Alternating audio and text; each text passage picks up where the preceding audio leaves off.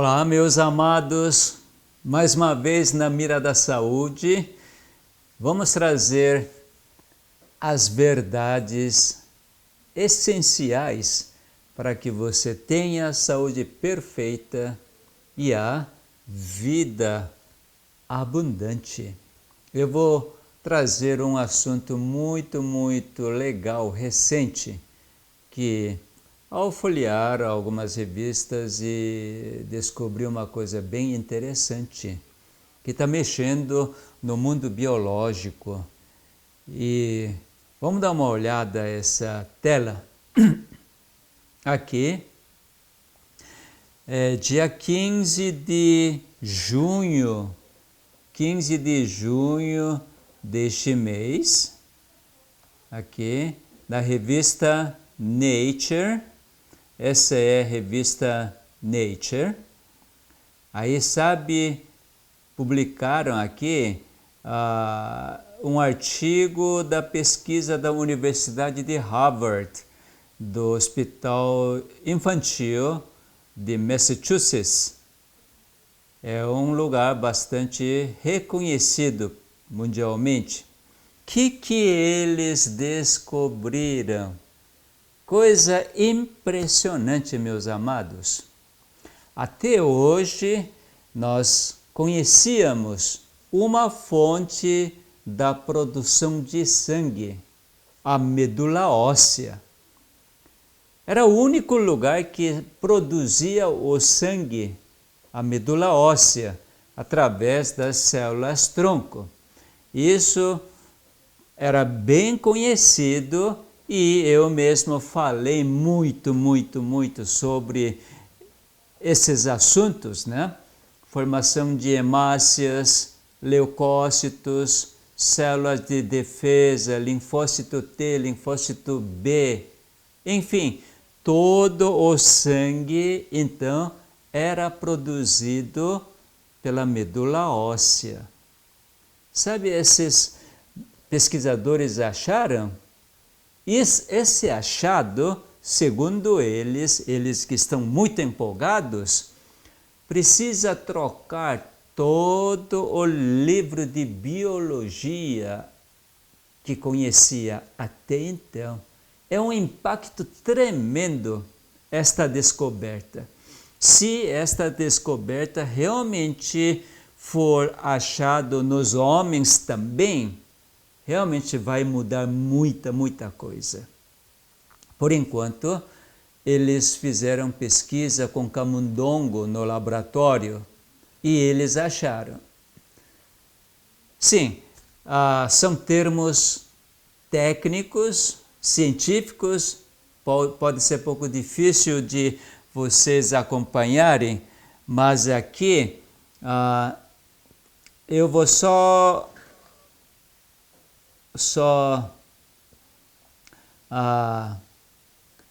como que fala, ser mais visto. Aqui em inglês seria Embryonic Multipotent Progenitors, quer dizer, MPPS. Células progenitoras embrionárias multipotentes. Quer dizer, deste embrião, isto é, na formação, né? Na formação de um novo ser, e lá existem células multipotentes que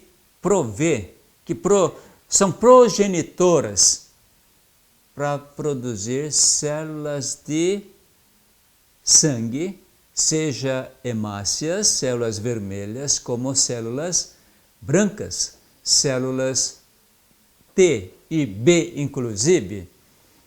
Certamente a pesquisa vai continuar e que isso, se for confirmado nos homens, creio que vai repercutir muita coisa. Certamente os homens, cientistas, querem através desse novo conhecimento, trazer nova forma de tratamentos. Mas, para nós que focamos na cura, então, aqui, mais uma vez, nós estamos vendo como o Criador trabalha. Realmente, esta obra obra do nosso Criador é fantástico, muito, muito além da descoberta humana. Há tantos e tantos mistérios que ainda ninguém desvendou. Então, meus amados, vamos crer o que o nosso Criador faz a cada momento e que Ele fez de tudo e faz de tudo e fará de tudo para que você e eu tenhamos a vida em abundância, consequentemente, a perfeita saúde. Bom, voltando para a Bíblia, já preparou sua Bíblia? Vou continuar o que foi falado na semana passada. Lembra que nós mencionamos Jesus foi crucificado e mais 2 malfeitores, um de um lado, outro do outro lado, Jesus no centro. E que todos morreram naquele mesmo dia. Agora, Jesus foi ressuscitado. Então, nós mencionamos que 2 malfeitores representam 2 classes de pessoas que existem neste mundo. Um, rejeitando o Espírito Santo e tendo seu resultado, salário do pecado é a morte. Outra classe, outro grupo, que na sua existência, não importa o tempo, reconhece que Jesus veio para estabelecer um novo reino, reino de Deus, reino de vida. E assim, termina seu fôlego de vida, volta ao pó, mas não para morrer, mas sim para dormir. E aqui está Salvador do mundo, Jeová, que tornou homem. Ele representa então a esperança para todos, porque ele foi ressuscitado. Então hoje eu quero falar um pouco desta ressurreição que está registrado em Lucas capítulo 24. É uma história muito, muito conhecida. Creio que vocês também conhecem esta história. Lucas capítulo 24 relata, a partir do verso 13, que 2 discípulos estavam voltando para Emaús, voltando para uma aldeia, o campo, um lugar bem pequeno, né? Não muito distante de Jerusalém. Aí esses 2 conversando sobre o que aconteceu e aí eles notaram que próprio Jesus se aproximou e ia com eles. Jesus conhecia esses 2. Agora, os 2 não reconheceram a Jesus. Veja só, verso 16. Os seus olhos, porém, estavam como que impedidos de o reconhecer. O que será que aconteceu? Jesus no terceiro dia que foi ressuscitado, será que ele mudou tanto que ninguém agora mais podia conhecer Jesus? Será que houve tanta mudança a partir da morte e foi enterrado no túmulo e depois ressurreição? Será que ocorreu tanta mudança ou alteração que é impossível de reconhecer? Creio que não. Jesus não mudou nada. Exatamente igual antes de ser crucificado.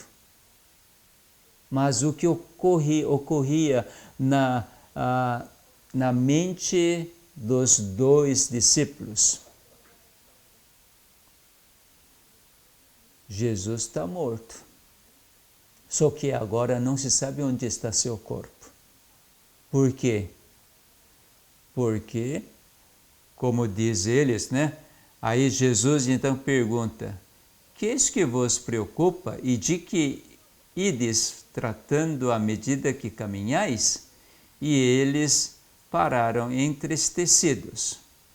Um, porém, chamado Cleopas, respondeu dizendo: és o único, porventura, que, tendo estado em Jerusalém, ignoras as ocorrências destes últimos dias? Ele lhes perguntou: quais? E explicaram o que aconteceu a Jesus, o Nazareno, que era varão profeta, poderoso em obras e palavras diante de Deus e de todo o povo.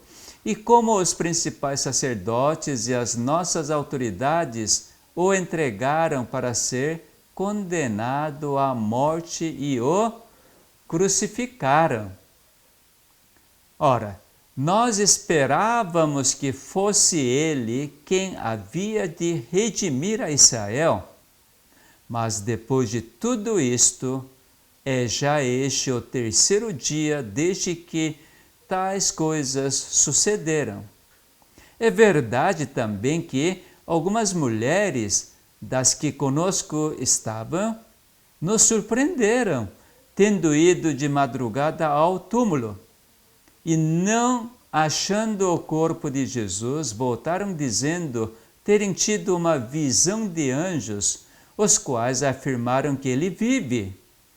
De fato, alguns dos nossos foram ao sepulcro e verificaram a exatidão do que disseram as mulheres, mas não o viram.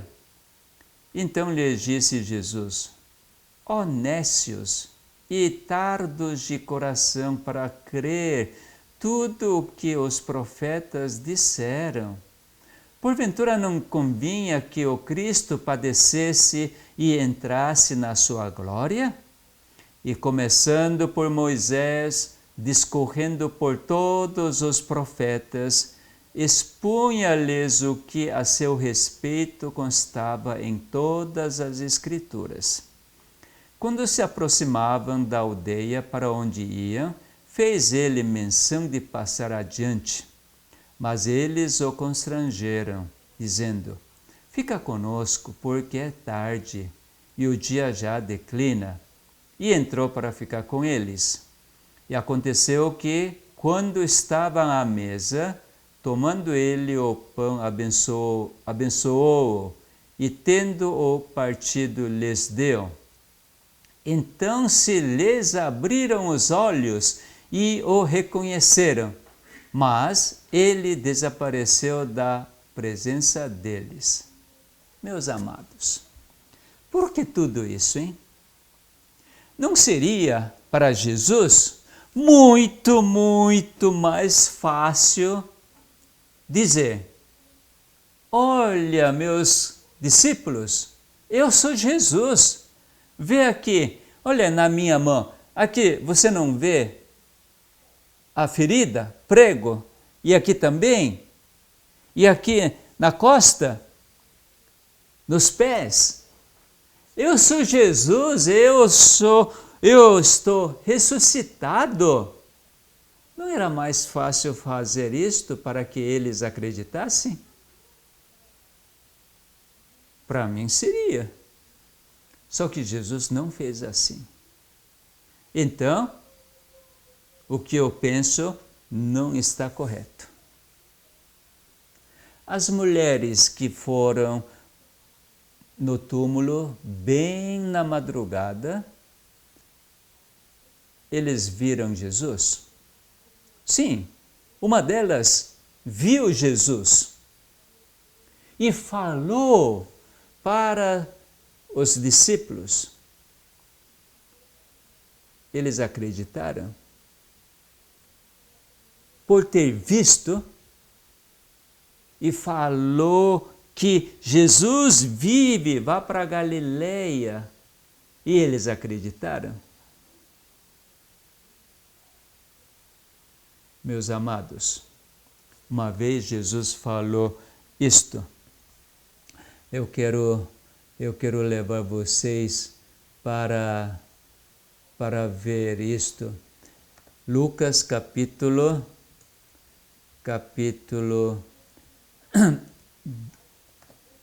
não me engano é 16. Lucas capítulo 16, onde tem a parábola de Lázaro e homem rico. E aí Jesus falou assim: rico e mendigo Lázaro. Os dois morreram e o rico estava no inferno, o mendigo Lázaro estava nos braços de Abraão. E aí eu vou encurtar a história. Esse que estava, o rico que estava no inferno, então pediu para Abraão. Verso 27, Lucas 16, verso 27. Então replicou: Pai, eu te imploro que o mandar o mendigo Lázaro, que está morto, que está nos braços de Abraão depois de morrer, e agora pedindo que mandasse para a casa paterna, porque tenho 5 irmãos, para que lhes dê testemunho, a fim de não virem também para este lugar de tormento. Respondeu Abraão: eles têm Moisés e os profetas, ouçam-nos. Mas ele insistiu: não, pai Abraão, se alguém dentre os mortos for ter com eles, arrepender-se-ão. Abraão, porém, lhe respondeu: olha, preste atenção, se não ouvem a Moisés e as profetas, tampouco se deixaram persuadir, ainda que ressuscite alguém dentre os mortos. Veja, se não compreender Moisés, os profetas, mesmo que um homem ressuscite dos mortos e aparece e vá falar, isso não curte efeito. Nesse período, Lázaro havia ressuscitado. Sabe o que os judeus queriam fazer? Matar Lázaro, eliminar a prova da ressurreição. Que coisa, né? Eles não acreditaram que este Lázaro foi ressuscitado por Jesus Cristo. Queriam eliminar os dois. Por quê? Porque não creram na Escritura. Hoje realmente é o ponto que eu quero falar. Muitas pessoas que estão doentes querem ser curadas. Realmente querem ser curadas. Óbvio, né? Todos que estão doentes querem ser curadas. Mas sabe como?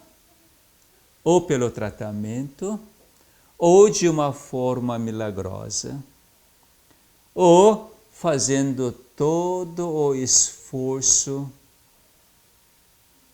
querem ser curados, menos através da Escritura. Mesmo aqueles que pregam a palavra, a Escritura Sagrada, dificilmente alguém queira ser curado da sua doença através da Escritura. Através da Escritura. Mas nós é que estamos falando. A cura só vem através da Escritura. É essa parte que eu quero mencionar hoje com vocês, porque o mundo é um mundo de engano. Se nós não nos basearmos na Escritura, qualquer cura que possa ocorrer é falsa. Eu afirmo categoricamente. Sem entendimento da palavra de Deus e ocorre a cura, é falsa. Certamente vai voltar. A verdadeira cura só existe através da compreensão da palavra de Deus. Esse é o ponto que eu quero apresentar para que vocês experimentem verdadeiramente a cura para sempre. Veja, quando os dois discípulos estavam indo para Emaús, Jesus junto e ele conversando e Jesus apresentando Moisés e os profetas. E sabe o que eles sentiram? Sentiram o seguinte, coisa impressionante. Lucas, capítulo 24, eles falaram assim, ó. Qual é verso? Verso 32. E disseram um ao outro, porventura, não nos ardia o coração quando ele pelo caminho nos falava, quando nós expunha as Escrituras? Meus amados, arder o seu coração quando ouve a palavra, quando você examina a palavra, não tem valor nenhum. Mas que negócio é esse? Quando você ouve um sermão lindo, maravilhoso, arde seu coração, chora até, agradece e abraça o pastor, o pregador. Isso não tem nenhum valor. Por quê? Nós estamos vendo, esses discípulos experimentaram disso, ardeu, seus corações ficaram, este homem que está explicando, uau, que maravilha, que coisa! Mas eles reconheceram a Jesus? Não.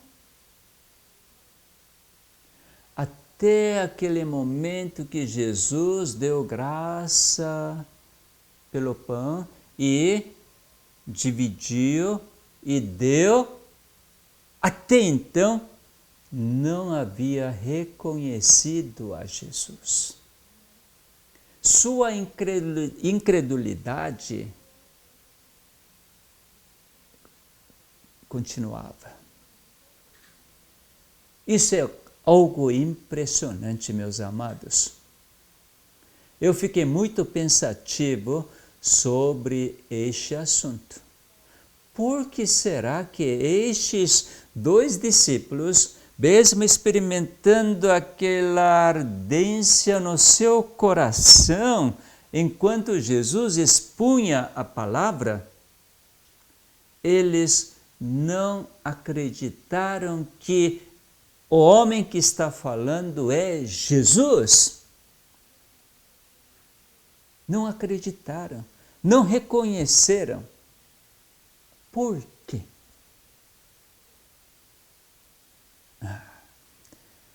Então vamos lá. Por quê? E aí, vamos para João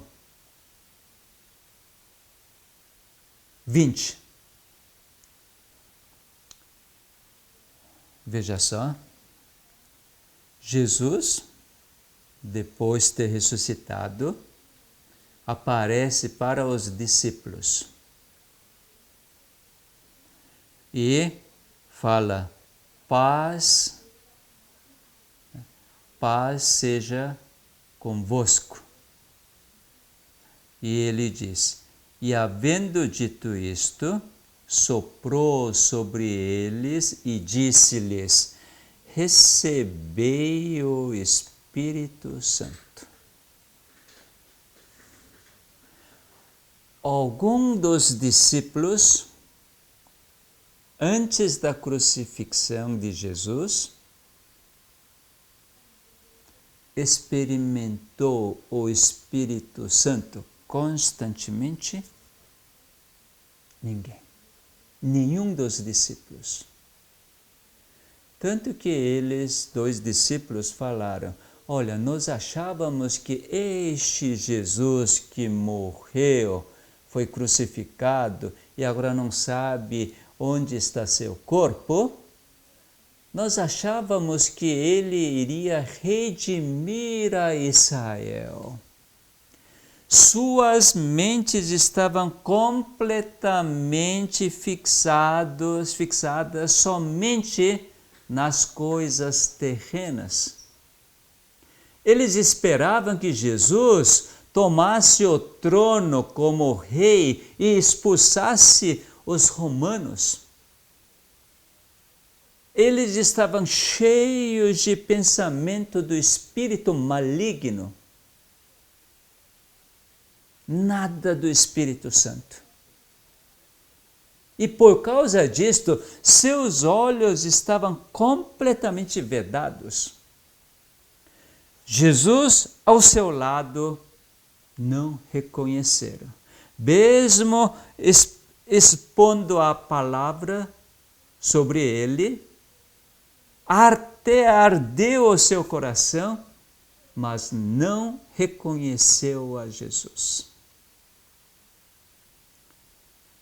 Depois que então Jesus soprou sobre eles: recebei o Espírito Santo, coisas impressionantes acontecem. Realmente coisas impressionantes. Então, vamos lá. Vamos lá.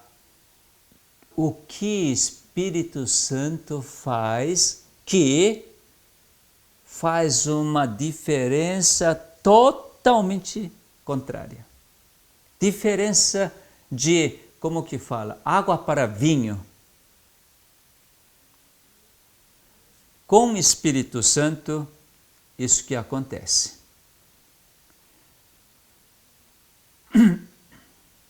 João capítulo 16.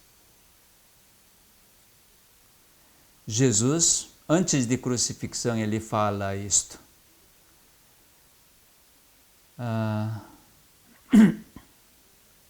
Verso 7, João 16, 7. Mas eu vos digo a verdade, convém-vos que eu vá, porque se eu não for, o Consolador não virá para vós outros.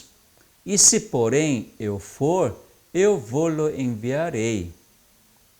Agora, preste atenção no verso 8 em diante. Quando ele vier, convencerá o mundo do pecado, da justiça e do juízo. 3 coisas. É bom que você memorize isto. A obra do Espírito Santo.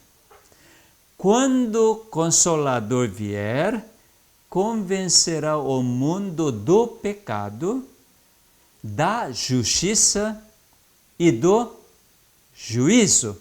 E Jesus explica: do pecado, porque não creem em mim; da justiça, porque vou para o Pai e não me vereis mais; do juízo, porque o príncipe deste mundo já está julgado. Então, vamos entender um por um. O Espírito Santo vai convencer o mundo do pecado. Qual é o pecado? Não crer em Jesus. Existe algum cristão ou evangélico que não crê em Jesus? Creio que é muito difícil achar. Todos creem em Jesus. Mas, meus amados, sem Espírito Santo. Sem Espírito Santo. O que quer dizer isto?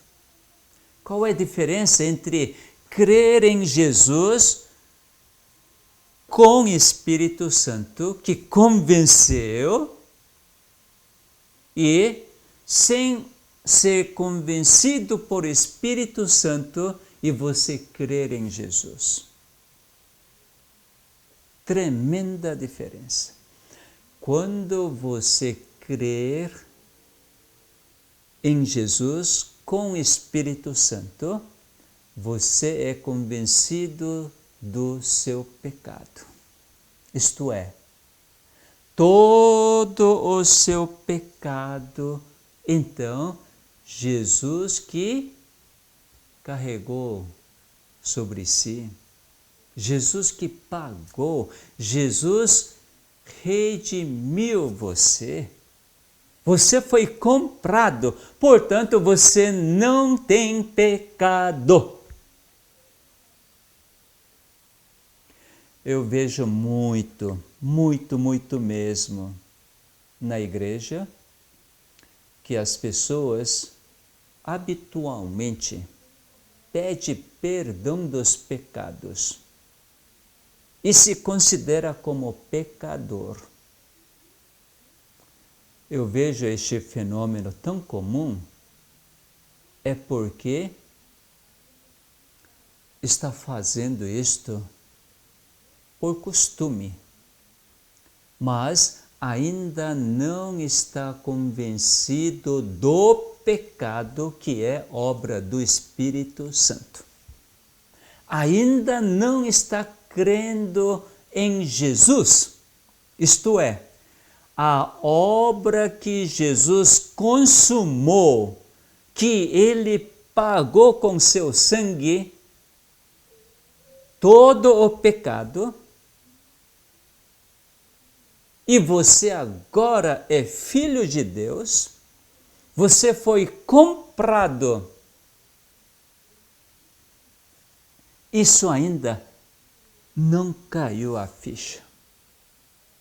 Ainda se considera fraco, pecador, portanto precisa pedir perdão o tempo todo, costumeiramente.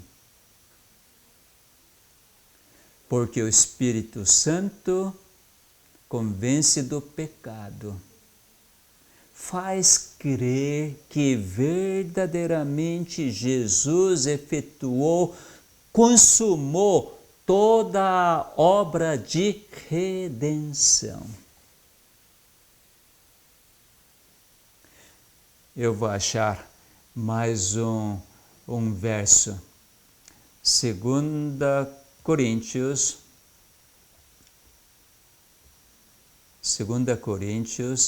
capítulo 5, verso 21.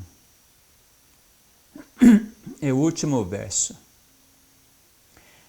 Aquele que não conheceu o pecado, Jesus, ele o fez pecado.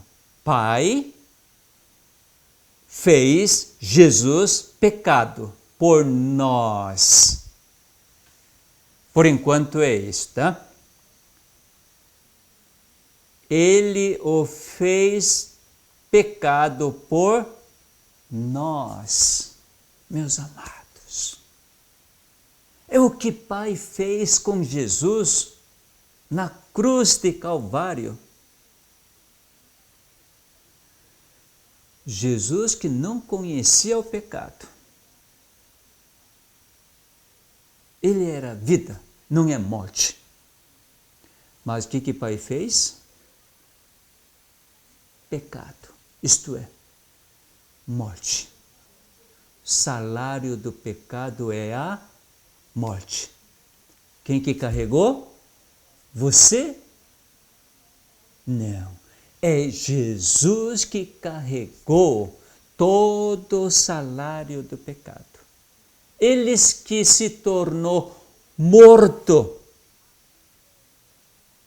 Meus amados, quando nós entendemos por Espírito Santo e exercemos a fé nele, então estamos sem pecado, por crer, pela fé. Isso é maravilhoso, meus amados. Somente o Espírito Santo pode fazer isto. E João capítulo 16, vamos voltar. Da justiça. O Espírito Santo vai convencer o mundo da justiça, porque vou para o Pai. O que é justiça que Jesus fez? Ir para o Pai. Por quê? Porque ele foi ressuscitado. Ressuscitado dos mortos. Vitória sobre a morte. Acabou com o poder da morte. O diabo esmagou a cabeça da serpente. A morte já não existe por vencedor. Ele foi ao Pai como rei, rei da vida. Isso é justiça? Então, 2 Coríntios, capítulo 5, que nós vimos, apóstolo Paulo, que entendeu isto, fala: Jesus é pecado por nós, morreu, foi ressuscitado, para que nele fôssemos feitos, para que nele, em Jesus, fôssemos feitos justiça de Deus. O que é justiça de Deus? Ter vida em Jesus Cristo. Por quê? Porque Jesus morreu e foi ressuscitado. Você e eu, quando recebemos o Espírito Santo e exercermos a fé, o que Jesus fez em você e eu, é feito a justiça de Deus. Você e eu temos a vida, vida em abundância em Jesus Cristo, meus amados. Isso é totalmente gratuito. a fé que Espírito Santo nos comunica, que faz nos convencer e eu aceitar, receber o Espírito Santo. E eu sou justo, eu tenho vida eterna em Jesus Cristo. Agora, por último, Espírito Santo vai convencer do juízo, porque o príncipe deste mundo já está julgado. Vamos prestar atenção.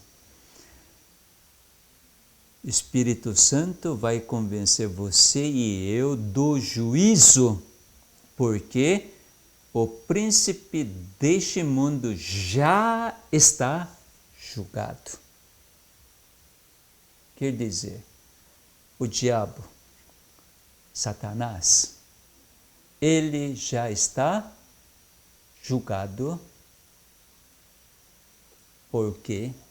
Porque na cruz sua cabeça foi esmagada, como foi aquela aliança no Jardim do Éden, Gênesis 3, verso 15. Descendente da mulher esmagará a tua cabeça. Deus falou isto para a serpente. Então, quem crê por Espírito Santo, você nunca terá ou nunca será julgado, condenado para a morte. Por quê? Porque você aceitou a vida eterna, você recebeu, permitiu que Deus fizesse em você a justiça, ter vida para sempre. Então, Satanás não pode condenar. Ele pode acusar, provocando doenças em você, porque, seja você, eu, todos nós, no passado, pecamos, porque não conhecíamos a Jesus, não entendíamos a obra consumada de Jesus Cristo, portanto, vivíamos no pecado. E assim Satanás, que nos enganou e nos levou a pecar, ele então hoje é acusador, acusa a Deus para que, através do sofrimento, aflições, estresse, que nós afastemos do nosso Deus. Ele acusa, mas quem é convencido do juízo por Espírito Santo, o que nós vamos assegurar firmemente, toda acusação de Satanás,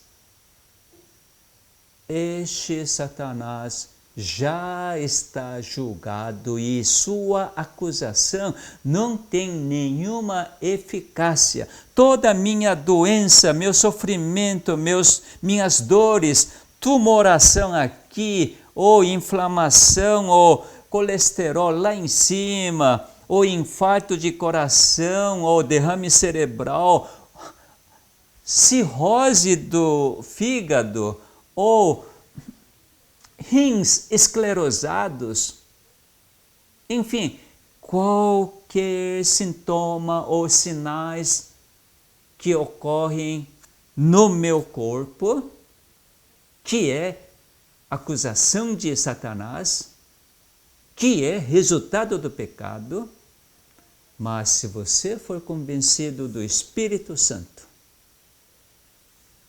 de acreditar em Jesus, seus pecados todos são perdoados, seja do passado, do presente e do futuro, todos são perdoados. Isso foi a obra de Jesus Cristo. E você foi feito a justiça de Deus, porque Espírito Santo convenceu você da justiça e agora do juízo. O que Deus vai dizer? Você é meu filho, porque você creu em Jesus. Meus amados, eu fico tão feliz, tão agradecido, porque receber o Espírito Santo é um privilégio tremendo. Você precisa fazer alguma coisa para receber o Espírito Santo? Você tem que se purificar para receber o Espírito Santo? Não. Você quer ver o que Jesus falou para aqueles discípulos que estavam com medo, trancados, com portas trancadas? Eles estavam com receio, preocupação, medo dos judeus. Jesus simplesmente falou: paz, paz seja convosco. Paz seja convosco. João 20, 21. Paz seja convosco. E assim como o Pai me enviou, eu também vos envio. E havendo dito isto, soprou sobre eles e disse-lhes: recebei o Espírito Santo. Os discípulos estavam já purificados? Eles eram santos? Não. Mas Jesus deu o Espírito Santo, soprou e ordenou: recebei o Espírito Santo. Sabe o que discípulos fizeram depois disto? Está registrado em Atos capítulo 1. Este momento é logo depois da ascensão de Jesus. Aqui, os 11, deixa eu ver, veja só, a partir do verso 11. E lhes disseram: varões galileus, por que estáis olhando para as alturas? Este Jesus que dentre vós foi assunto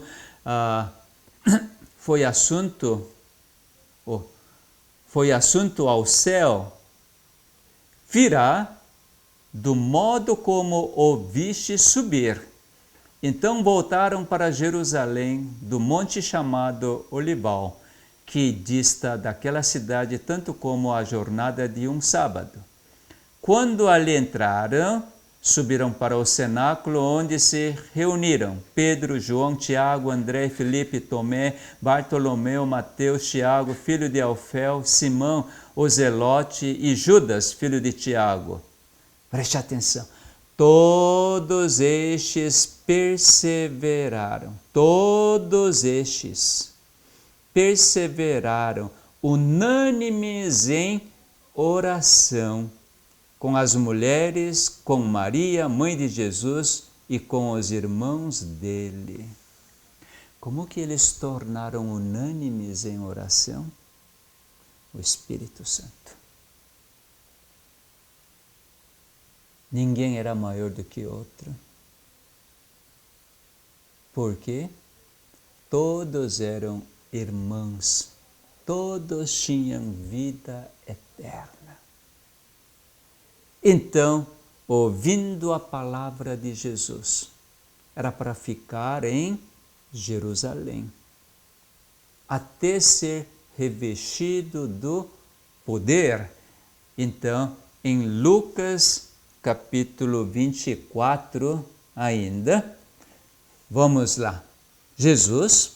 Aconteceu que, enquanto os abençoava, ia se retirando deles, sendo elevado para o céu. Então eles, adorando-o, voltaram para Jerusalém, tomados de grande júbilo e estavam sempre no templo louvando a Deus. Que mudança, né? Que mudança! Discípulos unânimes, grande júbilo. Por quê? Agora eles estão amando uns aos outros, assim como Jesus os amou. Você e eu, nós também podemos, quando nós recebermos o Espírito Santo. Você não quer receber esse Espírito Santo quanto antes puder? Agora mesmo? Espírito Santo está em você e em mim. Habita em nós. Vamos exercer a fé. E Jesus falou, Jesus no verso 49, eis que envio sobre vós a promessa de meu Pai, permanecei, pois, na cidade, até que do alto sejais revestido do poder. Meus amados discípulos, durante 10 dias, unânimes em oração, repartindo pão, eles perseveraram. 10 dias depois, o Espírito Santo prometido. Este Espírito Santo prometido é o com poder. Obviamente, os discípulos receberam o Espírito Santo que Jesus deu, soprou. Recebei o Espírito Santo. Eles já receberam. Por isso que puderam ser unânimes, compreender a Escritura, não ter nada de incredulidade, dúvidas. Agora, meus amados, a manifestação do poder do Espírito Santo para uma obra específica. Na época de Pentecoste, para os discípulos e seus seguidores, qual era a obra específica? Proclamar Jesus ressurreto, proclamar o arrependimento, proclamar a remissão dos pecados que Jesus trouxe. Isso era a obra específica para os discípulos. Hoje, você e eu, recebendo o Espírito Santo que habita em nós, exercendo a fé que Ele nos comunica, chegará um momento que, como ocorreu lá no Pentecoste, manifestação do poder do Espírito Santo, a fim de que nós também testemunharmos, levarmos evangelho eterno, três evangelhos eternos de Apocalipse 14 para o mundo inteiro. Este tempo não falta muito. Para isto, precisamos receber o Espírito Santo que nos leva a exercer o amor infinito, o amor incondicional, perdoar 70 vezes 7, se um bater um lado, dar outro. Sem Espírito Santo, nada disso é possível. Mas, exercendo a fé que Jesus, que Espírito Santo habita em mim, seremos capacitados. Por quê? Porque o amor de Jesus nos constrange e nós estamos em Jesus com vida eterna, vida para sempre. Por causa disto, nós estaremos testemunhando da vida através do amor incondicional. Que maravilha! Aleluia! Vamos agradecer.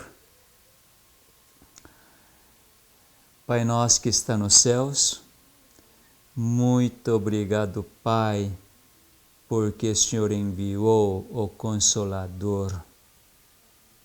E o Consolador está habitando em nós. Faz com que nós creiamos na sua palavra, na sua promessa. Quando os discípulos creram, houve uma mudança radical. Eles se tornaram um. Não olhava falha ou defeito, mas sim, com o amor de Jesus, cobria, fechava os olhos e amava uns aos outros, assim como Jesus os amou. Pai, hoje também deve repetir isto.